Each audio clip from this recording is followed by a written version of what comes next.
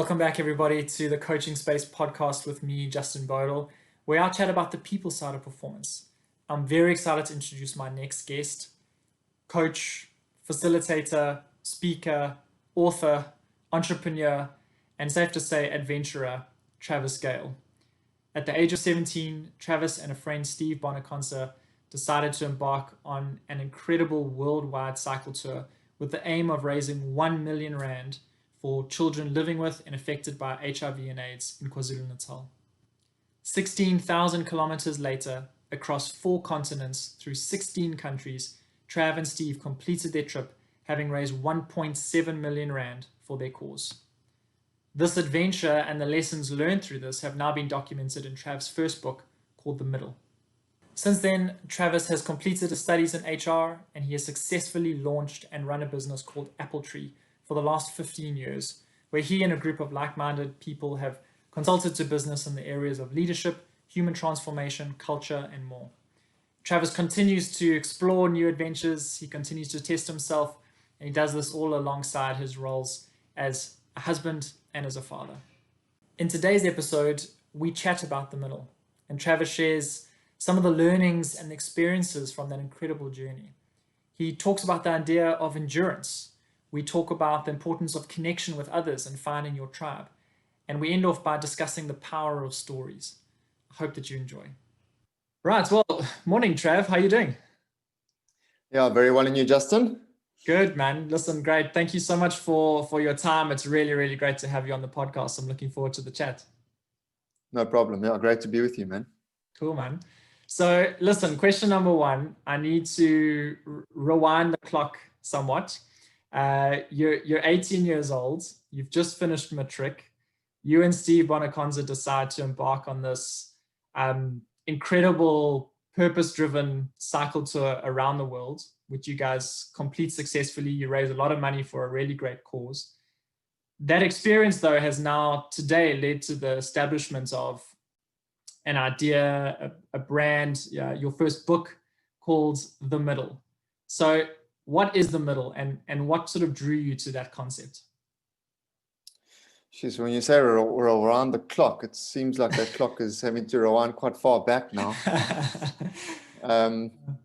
Yeah, so as you rightly said, it was an incredible opportunity to be invited to spend a year cycling around the world following my matric year. So that was in 1999 now. Sure. So a good 20 years ago. And long story short, it was a successful trip across 4 continents to raise what was 1.7 million rand for children living with and affected by HIV and AIDS in Kwa-Zulu Natal. Yeah.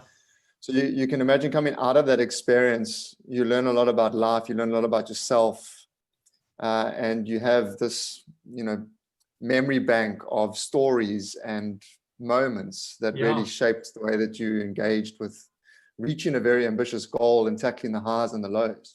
Yeah. So following that experience, I went and studied. I spent some time overseas again, and then I came back and I started to work in the soft skills area, doing a lot of workshops and training. And I found I was sharing stories from the tour. Yeah. And I was linking what it took to navigate a cycle tour to many other areas of life. So I was applying it into my relationships. I eventually was applying it into my marriage, into my parenting, and then into entrepreneurship and, just career. Yeah. And so at some point, I realized I wasn't talking about the start. It was a significant day, and I wasn't necessarily talking about the finish, which was also, an incredibly significant day. Yeah.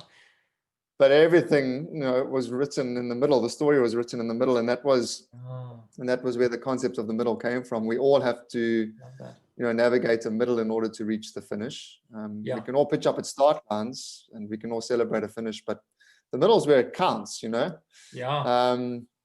And I realized the more and more that I focused on that idea is that we as human beings are designed for the middle because we are actually always in the middle, especially because a finish is really just a transition into another middle.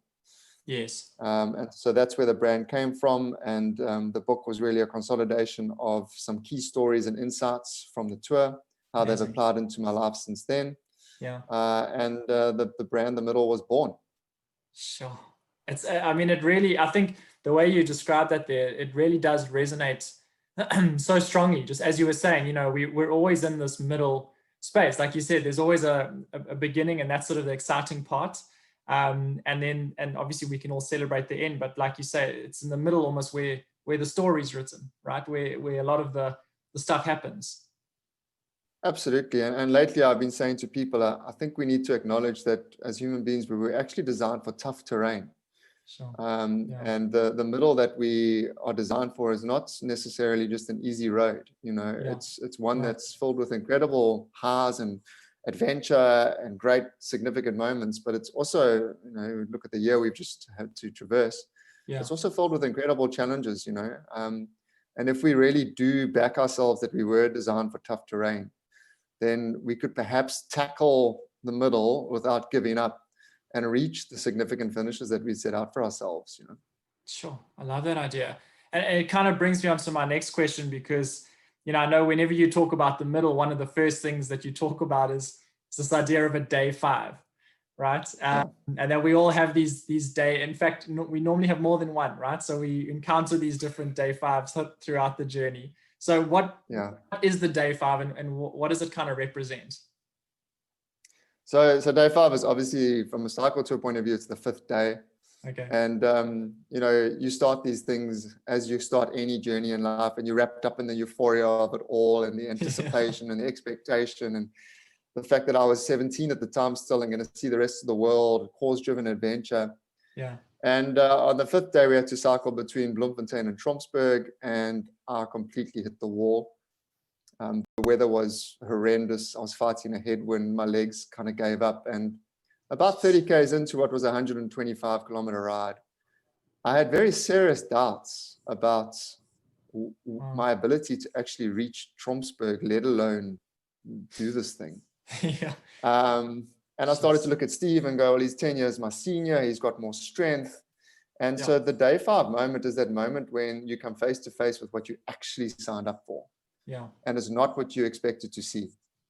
And the difference between your expectations for the journey and the reality of what you're actually immersed in are worlds apart. And, the insight for me is that every single start line that I've pitched up on has been followed by a day 5. It might not have been 5 days after the start, a couple of months.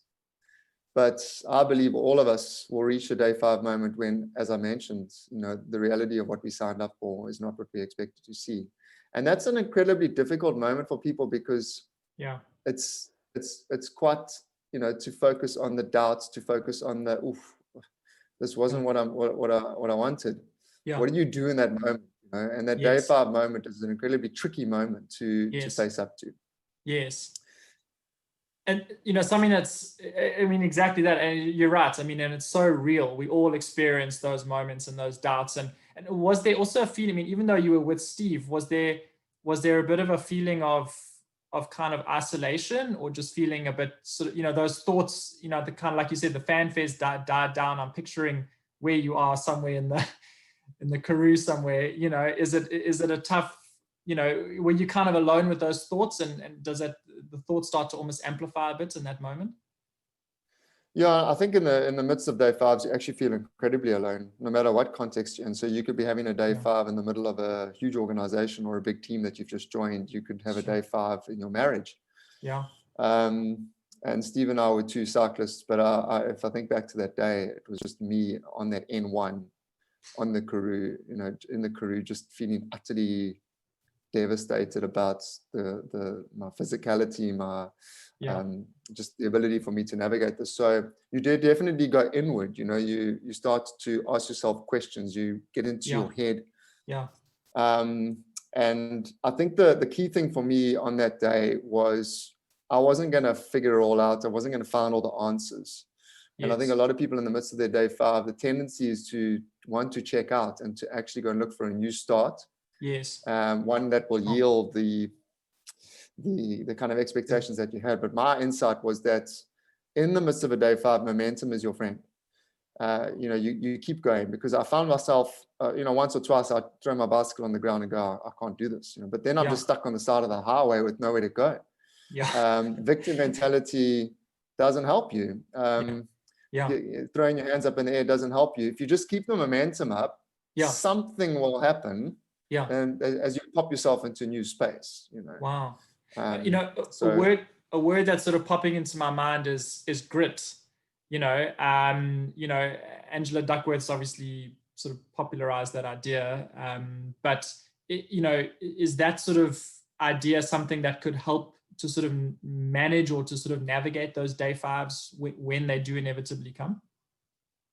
yeah, absolutely. So I mean, I think a definition of grit is the perseverance and passion for long-term goals. Yeah. Wow. And so I like the fact that she's added those two terms in, because perseverance is one thing, the ability to just continue, keep going, but then passion. So I don't believe that we need to sustain journeys where we just burn out, where we're disengaged in that journey. I think the passion part has to come into play.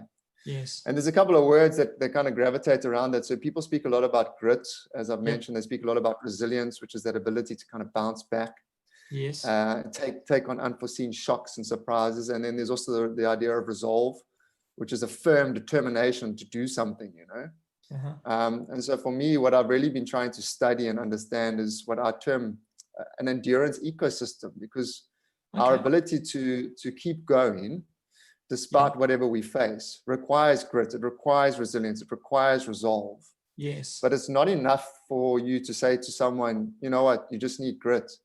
Because whilst we know what the term is, how do we actually apply it into our lives? Like, how do we practically build endurance for this long-term ability to navigate whatever is in our way, as we move through the middle towards the finish?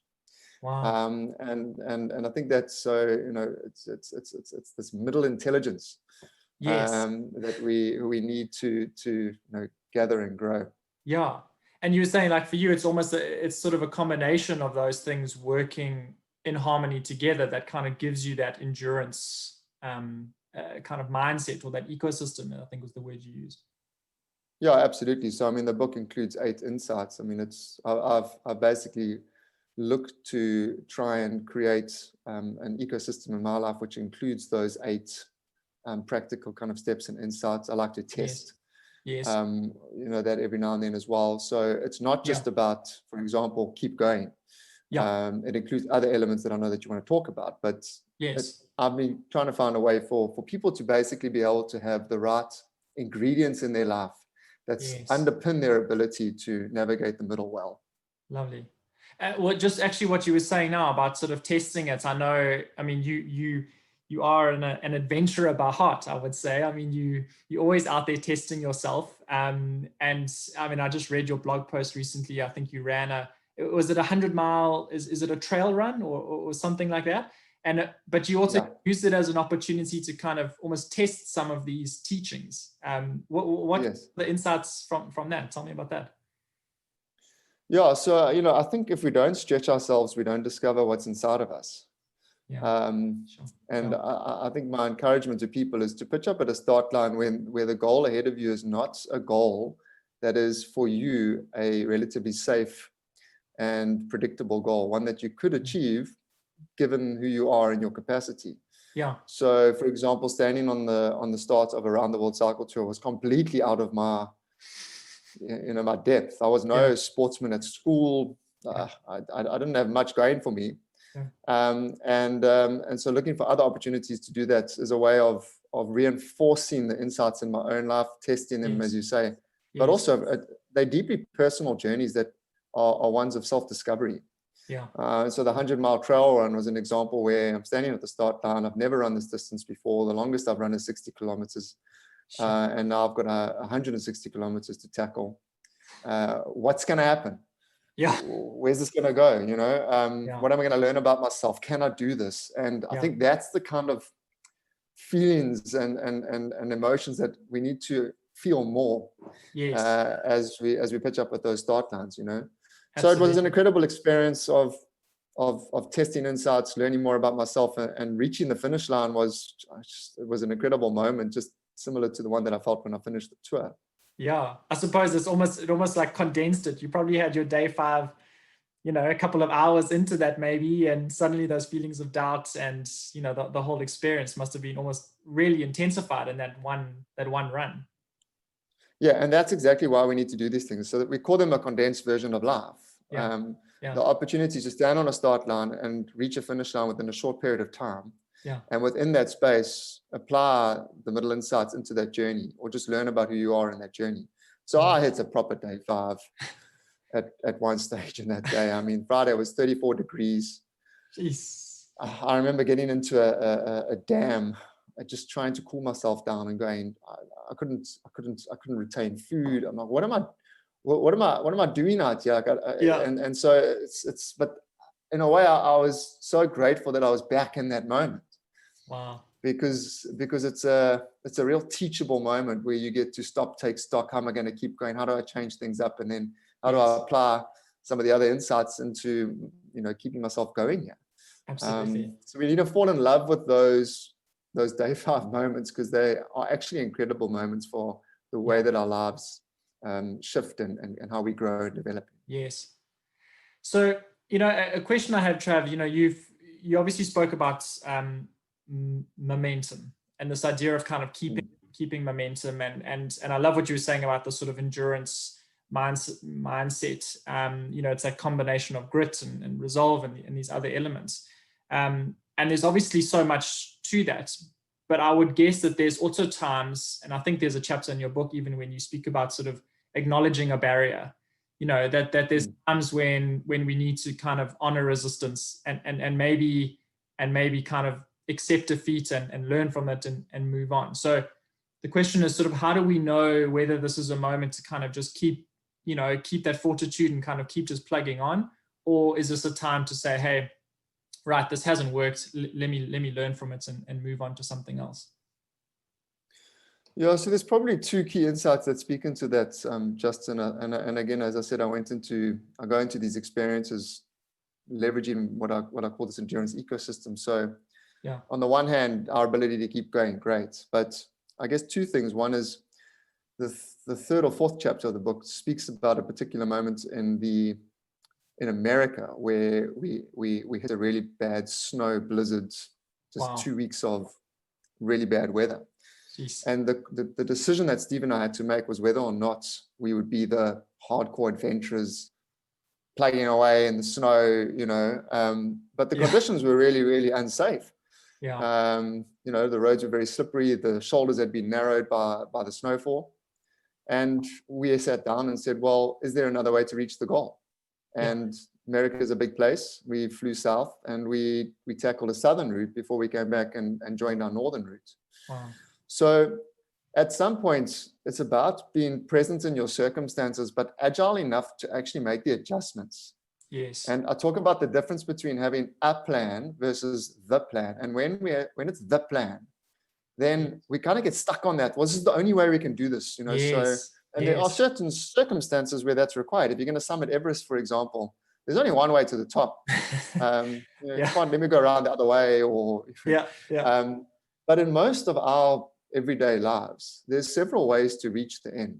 Yes. And to reach those goals. So when it's a plan, I love that. Then when we hit the barrier, we'll adjust it. So even going into the 100-mile trail run, for example, I set up 4 running plans. And I basically measured myself against each of those plans, but I was able to move from plan A to plan B, and that's where I finished. I didn't have to go to plan C and D.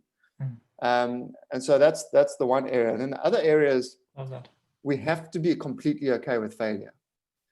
And that will, if we don't accept the fact that failure is an incredible learning opportunity, we won't pitch up at the start line. Yeah. So again, to reflect on the trail run, I knew when I stood at the start line that if I get to the point where I run 100 kilometers and I can't run anymore, the benefit of that is it's going to have taught me an incredible amount around my ability to do this into the future. Yeah. So sometimes the barrier will cause you to adjust the plan, and that's one thing. Or the barrier will be so substantial that it causes you to actually stop. Yeah. And I reflect on that in a chapter on the book when I tried to summit Kilimanjaro and I didn't make it. Wow. The moment I stepped off the mountain, I was a better mountaineer than I was before I stepped onto it. Yes. And so I can go back with that knowledge and I can go back to the place of failure and I can try again. Yes. So it's our relationship with letting go of a plan or even failing that supports our ability to navigate the middle well. Absolutely. And Geez, it's really powerful insight, Trevor. I really love that. I think that last bit in particular, that idea of just keeping perspective. We operate in a world that's so much about results, and it's so much about performance, and I work a bit in a sporting context, as you know, and I mean everything's driven by wins and how many, but actually that keeping that perspective on what we can gain and learn through the journey, firstly, and through failures. I think it can really help to actually almost create wins later on, even if it's not immediate. Yeah. What we take from it is actually such a win, So Yeah. I love that. Absolutely. Someone, just a quick story. I got some feedback from someone who was reading that chapter, and they are in their 70s. Wow. And they just said to me, "Do you know how much I would have done if I had realized this?" Sure. Out of a sense of real loss, Yeah. Like missed opportunities. We can fail. Yeah. Like you said, just not actually even. And I think a lot of people do that. We actually hold ourselves back before we've even begun, because we think, I'm too scared to fail, so I won't actually even try to do this. And you're actually just robbing yourself of a great opportunity to learn as well, though. Sure. Love that. Absolutely. Okay. Two more questions. I know you speak a lot about this idea of kind of finding your tribe. It's something at Apple Tree you talk a lot about as well, is your tribe. And it's really, I suppose, your sort of, connection with people that you kind of share the journey with. Why is that connection with others so important for kind of individual success and performance? Yeah, so I define a tribe as it's a group of people who are committed to seeing you realize your potential. Wow. So I'm not defining your tribe as your, even some of your social groups or people that you hang out with or work with. Yeah. It's a specific group of people that they know you, they know who you are, and they want to see you thrive. And if you just reflect on that for a moment, the fact that you can live life with a tribe of people who are committed to you is an incredibly significant thing. Yeah. And I guess the first real learning for me was that when I pitched the tour to a lot of my friends and family, I would say the majority, from a percentage point of view, discouraged me or didn't believe that I could do it. And I found that I had to hang on to a very small group of people that backed me. Sure. And so throughout life, whenever I've hit circumstances or wherever I've had to navigate challenges, I've found that I've drawn from a specific tribe of people that have supported my ability to navigate the middle. Yeah. And it's actually created a lot of passion and need to be in other people's tribes. So when somebody reaches out to me and says, "Hey, this is what I want to do," I want to get involved. I want to be in the middle with them, because I know what it's like to have to try and navigate the middle alone. Yes. So the questions that you ask yourself are really, who have I got in my tribe? What role do they play?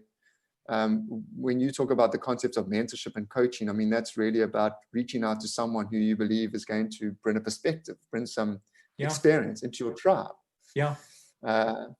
And so off you go, and you draw from that and you move forward. And at times we even have to take stock of someone in our tribe who has a negative influence and who actually derails us, who might need to be out of our tribe, and that's quite a difficult question to answer. Yes. But it's being very intentional about the fact that you navigate life with others. The middle is best done with others. Find your tribe. Be intentional about connecting with your tribe. Yes. Make sure that you aren't just trying to get this thing done on your own. It's not the way to go. Yes.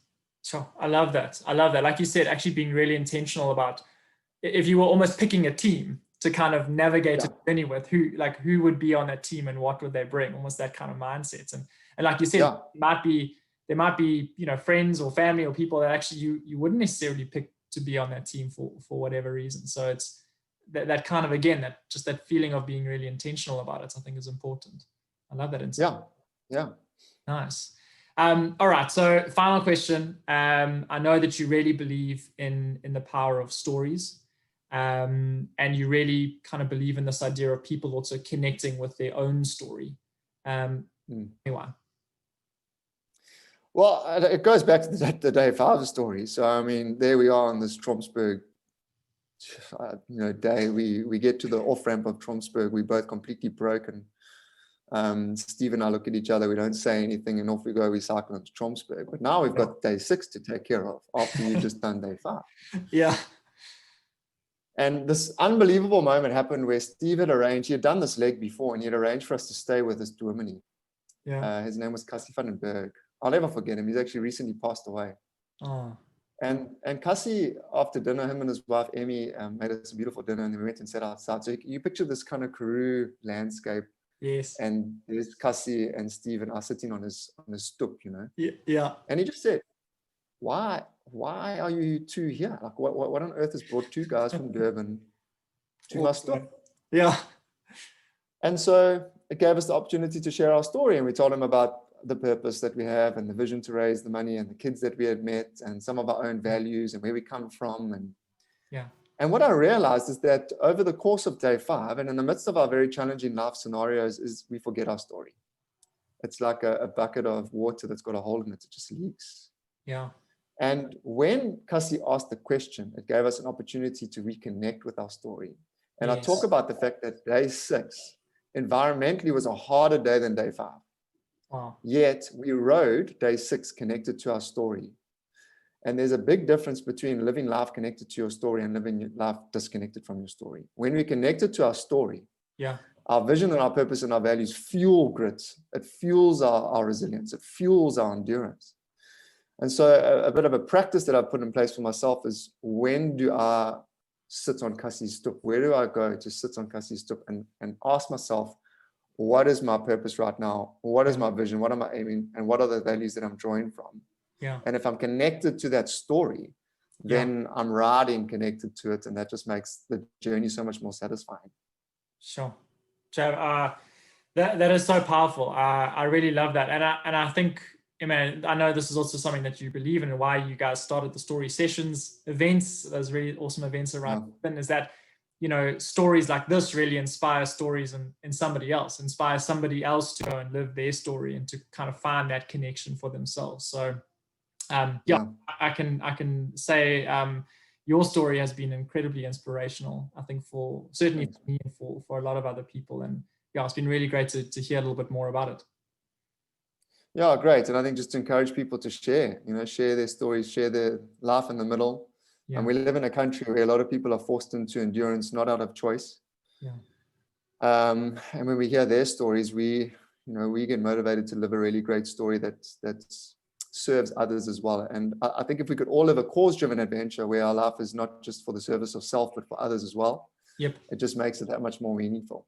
Absolutely. Trav, listen, thank you so much for your time, and I really appreciate it. Anyone who wants to connect with you, they'd be able to find you on, if they search for anything to do with the Middle or Apple Tree or Travis Gale, there's a lot out there people can find you, right? Yeah, middle.co.za, Apple Tree Group. I'm there. I'm in the middle. I'm in the tree. Navigating and the book itself, Trav. How can people get their hands on a copy if they want? So it is in most bookstores, all good bookstores, as they say, Yeah. And then, of course, it is on Amazon. So I can send you the link if you want to post it on your channel. Yeah. Otherwise, just reach out to me and I can get you a copy as well. Awesome. Cool. Trav, listen, thank you so much again for your time. I'm sure people will be really, really inspired from this. And thanks again. Always great to chat. Pleasure. All the best with what you're up to. Thanks, Trav. Cheers, buddy. Thanks, man. Cheers, JV. Cheers, bye. Bye.